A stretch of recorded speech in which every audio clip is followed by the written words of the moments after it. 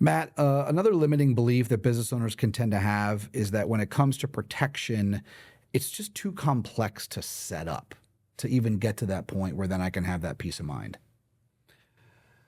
Complexity is only created by the need for the control that you want to have. As I explain to business owners, let's start with the end game and then back into it.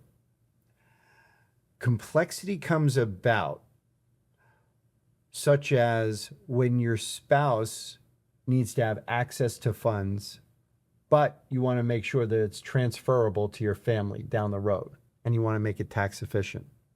It doesn't have to be real complex. It can be as simple as policy pays to one person, multiple people, a trust. But if you do the planning properly, depending on your need, again, not everybody needs trusts and this and that. But if you're in need of those trusts, the planning isn't as expensive or as complex as you would think. It becomes, what is the family outcome? And if you're not willing to discuss with your family, or at least have an idea of where your family is, or where you're trying to position your family, then any outcome is okay because you don't really care. But if you care about your family, you care about your business, you're going to lay things out properly. And as Nancy and I have talked about this, the proper planning is she's taken care of in case I have something go wrong and vice versa, as well as, more importantly today, it's not about just being covered for death.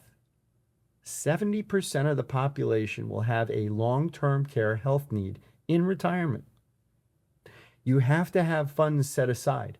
And even if you have funds, you probably want to have somebody who's going to take care of you in case you need to be taken care of, because you don't want your spouse taking care of you who may not be able to take care of you, or your children who may not be around. So the proper planning can do both life and long-term care with the same dollars, and some of which is deductible.